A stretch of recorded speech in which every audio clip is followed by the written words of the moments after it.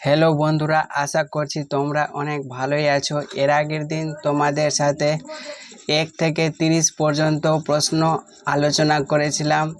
আজকে আমি 31 থেকে প্রশ্ন শুরু করব।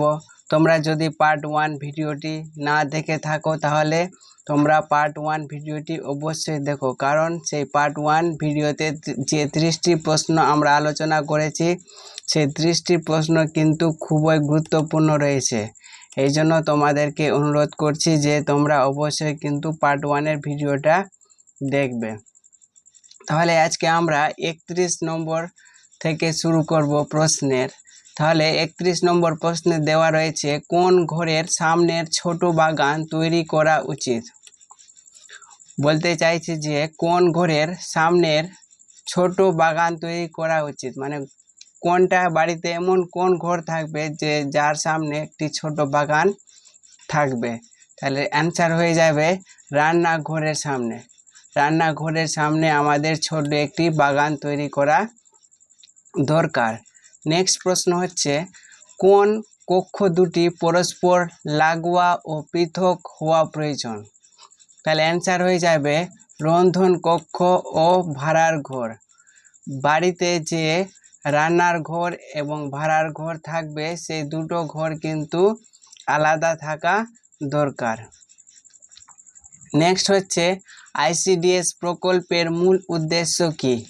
তাহলে অ্যান্সার হয়ে যাবে আইসিডিএস প্রকল্পের মূল উদ্দেশ্য হলো শিশু পুষ্টির মান উন্নত করা ও স্বাস্থ্যবান করে তাদের মৃত্যু হার কমানো।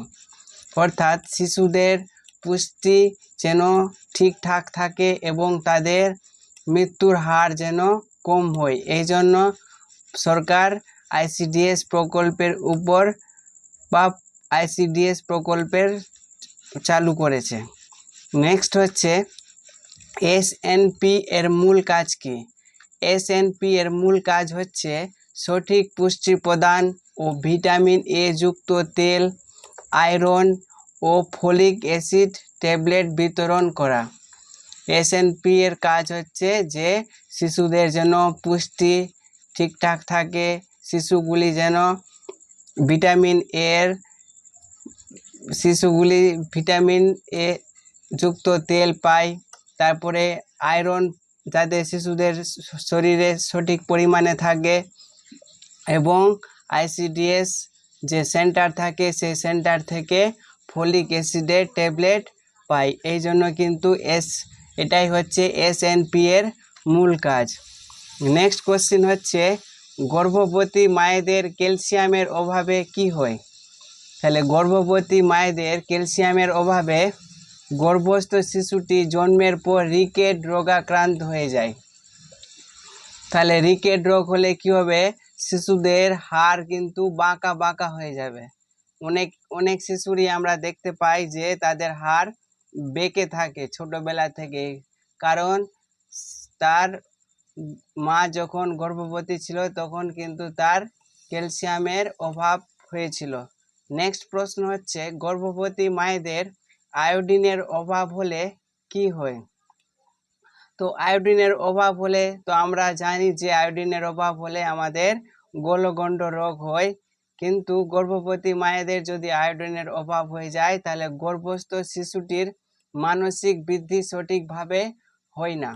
অর্থাৎ যেসব আমরা দেখি যে একটু কম বুদ্ধি বা জড় বুদ্ধি সম্পন্ন শিশুর জন্ম হয়, সেই কারণটা হচ্ছে যে যদি আয়োডিনের অভাব হয়ে যায় কিন্তু শিশুর মানসিক বৃদ্ধি সঠিকভাবে হবে না।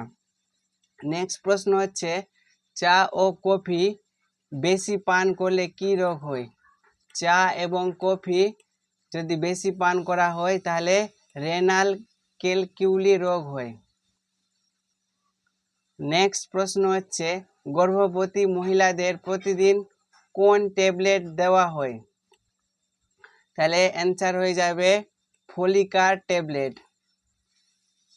নেক্সট প্রশ্ন হচ্ছে, শিশুরা ছাড়া আর কারা অনুপূরক খাদ্য প্রকল্পের আওতাভুক্ত?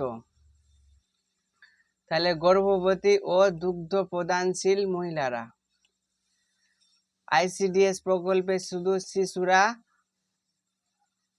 অনুপূরক খাদ্য পায় না, তার সাথে কিন্তু তাদের মারাও কিন্তু অনুপূরক বা পুষ্টিযুক্ত খাদ্য পেয়ে থাকে। নেক্সট প্রশ্ন হচ্ছে শিশুদের রেফারেল চিকিৎসা কোথায় হয়? তাহলে শিশুদের রেফারেল চিকিৎসা হয় অঙ্গনওয়াড়ি কেন্দ্রে। নেক্সট প্রশ্ন হচ্ছে মিড ডে মিল প্রকল্পের আওতাভুক্ত কত বছরের শিশুরা? অর্থাৎ মিড ডে মিল কত বছরের শিশুরা পাবে? তাহলে অ্যান্সার হয়ে যাবে 6 থেকে 12 বছরের শিশুরা কিন্তু মিড ডে মিলের সুবিধা পাবে। নেক্সট প্রশ্ন হচ্ছে অনুপুর খাদ্য বছরে কত দিন প্রদান করা হয়? অনুপুর খাদ্য বছরে 300 দিন প্রদান করা হয়। নেক্সট প্রশ্ন হচ্ছে অ্যাপ্লাইড নিউট্রিশন প্রোগ্রাম ANP-তে খাদ্য দেওয়া হয় বছরে কত দিন? তাহলে অ্যান্সার হয়ে যাবে 52 দিন।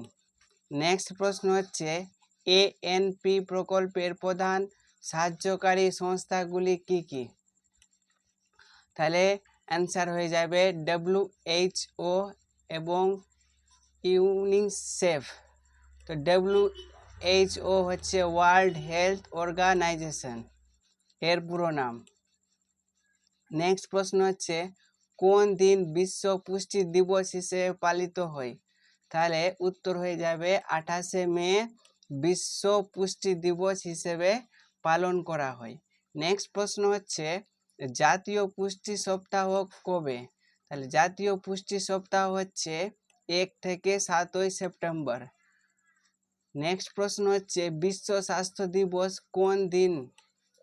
তাহলে বিশ্ব স্বাস্থ্য দিবস হচ্ছে 7 এপ্রিল।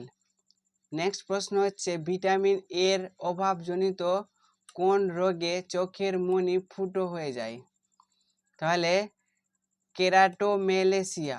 ভিটামিন এর অভাবে কিন্তু আমাদের প্রায় 3 রকমের প্রধানত রোগ হয়ে থাকে।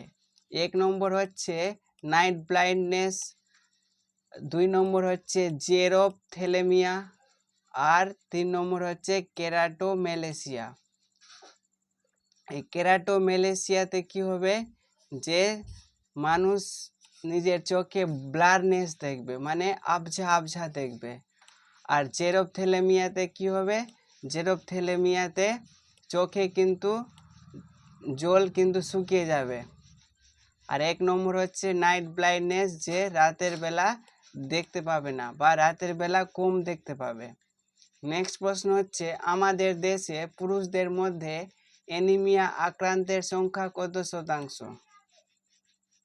তাহলে অ্যান্সার হয়ে যাবে 10% হচ্ছে পুরুষরা অ্যানিমিয়া আক্রান্ত। পুরুষরা কিন্তু 10% যারা অ্যানিমিয়া আক্রান্ত। নেক্সট প্রশ্ন হচ্ছে আমাদের দেশে মহিলাদের মধ্যে অ্যানিমিয়া আক্রান্তের সংখ্যা কত শতাংশ? তাহলে অ্যান্সার হয়ে যাবে 20.4%। অর্থাৎ পুরুষরা হচ্ছে 10% এবং মহিলা হচ্ছে প্রায় 21%। তাহলে আমাদের দেশে কিন্তু 31% মানুষ অ্যানিমিয়া সংক্রান্ত রোগে আক্রান্ত হয়েছে। নেক্সট প্রশ্ন হচ্ছে নারীদের প্রতি 100 ml রক্তে কত পরিমাণ হিমোগ্লোবিন থাকে? তাহলে অ্যান্সার হয়ে যাবে 11 গ্রাম। আর পুরুষদের থাকে 12 থেকে 14 গ্রাম থাকে। কিন্তু 100 ml রক্তে না, এটা হচ্ছে 100 ml রক্তে পুরুষদের 12 থেকে 14 গ্রাম আয়রন পাওয়া যায়, আর মহিলাদের পাওয়া যায় ওই 10 থেকে 12 গ্রামের মতন আয়রন এটা হচ্ছে। আর এখানে প্রশ্নে বলেছে হিমোগ্লোবিন। তাহলে নারীদের প্রতি 100 ml রক্তে কত পরিমাণ হিমোগ্লোবিন থাকে? তাহলে হয়ে যাচ্ছে 11 গ্রাম। নেক্সট প্রশ্ন হচ্ছে কি প্রকার পদার্থ হিসাবে গ্রহণ করা হলে গোইটার রোগের সম্ভাবনা বৃদ্ধি পায়? তাহলে অ্যান্সার হয়ে যাবে গেয়েট্রোজেনিক পদার্থ। নেক্সট প্রশ্ন হচ্ছে অত্যাধিক রক্তপাতে কি প্রকারের অ্যানিমিয়া হয়? তাহলে অত্যাধিক রক্তপাতে নর্মোক্রমিক অ্যানিমিয়া হয়। নেক্সট প্রশ্ন হচ্ছে ভিটামিন এ এর অভাবজনিত রোগগুলি সাধারণত কত বছর শিশুদের মধ্যে হয়? তাহলে অ্যান্সার হয়ে যাবে 1 থেকে 4 বছরের শিশুদের মধ্যে কিন্তু ভিটামিন এর অভাবজনিত রোগ দেখা যায়। নেক্সট প্রশ্ন হচ্ছে প্রাপ্তবয়স্কদের জন্য প্রতিদিনের ভিটামিন ডি এর চাহিদা কত? তাহলে প্রাপ্তবয়স্কদের জন্য প্রতিদিন ভিটামিন ডি এর চাহিদা হচ্ছে 400 আইভি। নেক্সট প্রশ্ন হচ্ছে শিশুদের প্রতি কেজি দেহ ওজনের জন্য কত গ্রাম প্রোটিন গ্রহণ করা প্রয়োজন? তাহলে 2 গ্রাম, কিন্তু 1 কেজি ওজনের জন্য কিন্তু 2 গ্রাম প্রোটিন গ্রহণ করা প্রয়োজন। নেক্সট হচ্ছে আমাদের দেশের শিশুদের কত শতাংশ অপুষ্টিজনিত রোগে আক্রান্ত?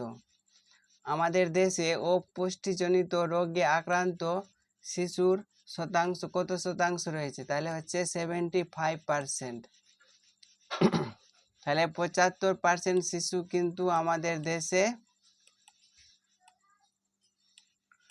অপুষ্টিজনিত রয়েছে। নেক্সট প্রশ্ন হচ্ছে FAO এর নির্দেশিকার মতে দুটি সন্তানের মধ্যে কমপক্ষে এখানে হবে কত বছরের ব্যবধান থাকা প্রয়োজন? তাহলে অ্যান্সার হবে কমপক্ষে 3 বছরের ব্যবধান থাকা প্রয়োজন। নেক্সট প্রশ্ন হচ্ছে কোন রোগ নিবারণের জন্য ভিটামিন সি যুক্ত ফল খেতে হয়? তাহলে অ্যান্সার হয়ে যাবে স্কারভি রোগ। এই প্রশ্নটা ঘুরিয়েও আসতে পারে যে ভিটামিন সি এর অভাবে কোন রোগ হয়? তাহলে অ্যান্সার হয়ে যাবে স্কারভি রোগ হয়। নেক্সট প্রশ্ন হচ্ছে বাড়ন্ত শিশুদের মোট কটি আবশ্যকীয় অ্যামাইনো ও ভিটামিন অ্যাসিডের প্রয়োজন হয়? তাহলে অ্যান্সার হয়ে যাবে 10টি। আজকে আমরা 30টি প্রশ্ন আলোচনা করেছিলাম, আর এটা হচ্ছে আমাদের পুষ্টি ও জনস্বাস্থ্য থেকে 2য় নম্বর ক্লাস। তোমরা যদি প্রথম ক্লাস না দেখে থাকো তাহলে কিন্তু তোমরা অবশ্যই প্রথম ক্লাস দেখে নেবে, এবং আমাদের ভিডিও যদি ভালো লেগে থাকে তাহলে আমাদের চ্যানেলটিকে অবশ্যই সাবস্ক্রাইব করো এবং পাশের দেওয়া বেল আইকনটি অন করে রাখো পরবর্তী ভিডিওটি পাওয়ার জন্য, আর তার সাথে সাথে কিন্তু লাইকও করে নেবে।